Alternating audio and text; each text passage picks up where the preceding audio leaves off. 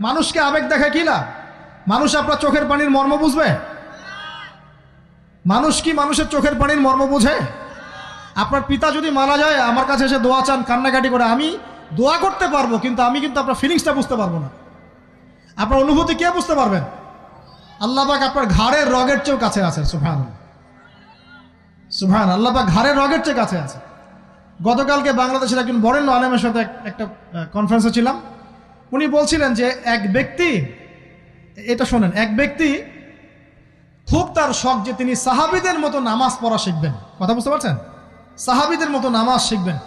তো একজন বরেণ্য আলেমের কাছে এসেছেন, এসে বলছেন যে আমাকে সাহাবীদের মতো নামাজ শিখিয়ে দেন। তখন সেই আলেম আরেকজন আলেমের সন্ধান দিয়েছেন, যে তুমি তার কাছে যাও, তিনি শেখাবেন।